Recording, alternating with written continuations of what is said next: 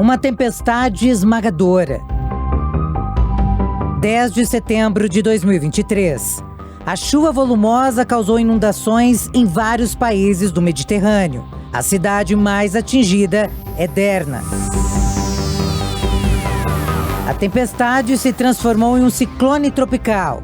Os efeitos são semelhantes aos de furacões e tufões, que atingem o Atlântico e o Pacífico. A tempestade Daniel teve início na Grécia e ela foi batizada com o nome de Daniel pelo Serviço Meteorológico local.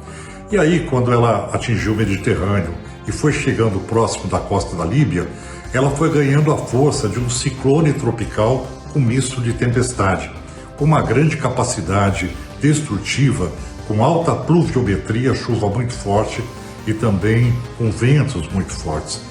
Quando ela atingiu a costa da Líbia, ela se precipitou a 250 milímetros por dia, que é um índice muito elevado para a região. Esse fenômeno no Mediterrâneo é conhecido como Medicane, que é uma mistura das palavras Mediterrâneo com Hurricane, que no caso, furacão.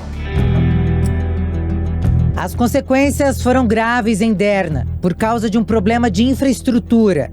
A água que desceu das colinas levou ao rompimento de 2 barragens. A enxurrada varreu tudo.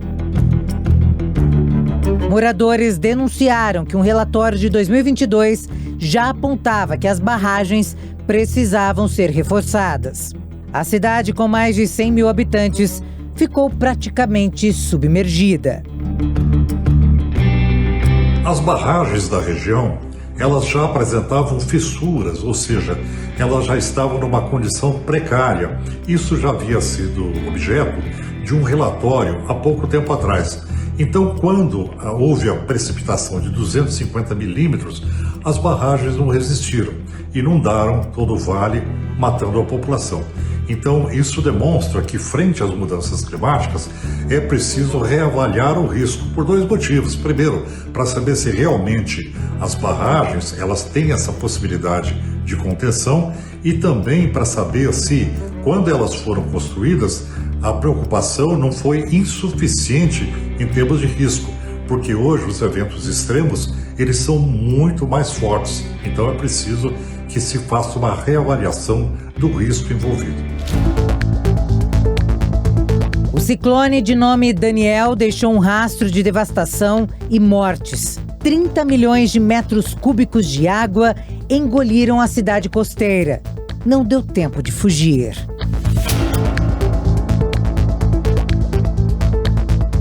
Foi decretado toque de recolher e as escolas foram fechadas por vários dias. Bairros inteiros em Derna desapareceram.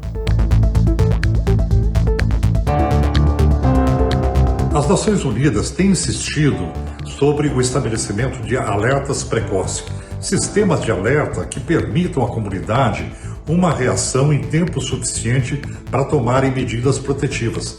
Infelizmente, no caso da Líbia, esse alerta ele aconteceu 72 horas antes do evento, mas não havia um preparo do governo, do Estado, da sociedade, no sentido de saber o que fazer. Essa comunicação não chegou devidamente. Então, o que é importante em eventos extremos é esse preparo da comunidade, o preparo da sociedade, para que ela possa agir de forma a se proteger. A fúria da chuva deixou tudo fora de controle. A ONU classificou como uma calamidade de proporções épicas. A Cruz Vermelha afirmou que a emergência está muito além do que as autoridades líbias podem administrar e pediu ajuda internacional. O número de mortos é enorme.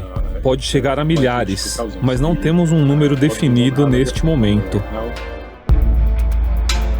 Confirmamos, a partir das nossas fontes independentes de informação, que o número de pessoas desaparecidas atinge 10 mil até agora. Nos primeiros dias, autoridades acreditavam que poderiam encontrar pessoas vivas.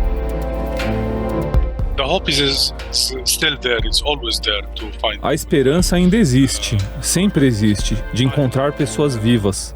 Nossa preocupação é que se o tempo passar sem sinais ou sem comunicação, Isso pode não ser um sinal muito bom. Algumas pessoas estão longe dos lugares onde deveriam estar e não conseguem se comunicar com seus parentes ou entes queridos para anunciar que estão seguras. A esperança ainda está lá, com o tempo está diminuindo. Mas sempre teremos esperança e fé para encontrar as pessoas vivas.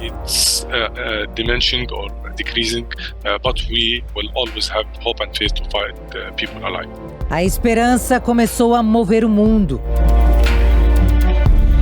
3 aviões da Força Aérea Turca foram enviados para a Líbia, carregados com materiais de ajuda e homens, para apoiar os esforços de busca e resgate. Emirados Árabes Unidos também mandaram apoio, como comida, roupas, cobertores e suprimentos médicos. A situação na Líbia não é fácil. Em razão de tudo isso que nós temos observado, o país enfrenta enormes dificuldades, sem perspectivas de melhoras efetivas na sua situação. E fenômenos naturais como este, que poderiam de alguma forma, caso os governos estivessem melhor preparados, criar um novo mecanismo de crescimento econômico, quando os governos não estão preparados e existe uma crise estrutural no país, isso tende até mesmo a piorar a situação. Nós observamos, por exemplo, aquilo que aconteceu no Haiti, que era um país que estava numa situação extremamente difícil, e o terremoto que aconteceu, e a fatalidade, e o tempo que foi necessário ali, e até hoje não se recuperou completamente daquela tragédia.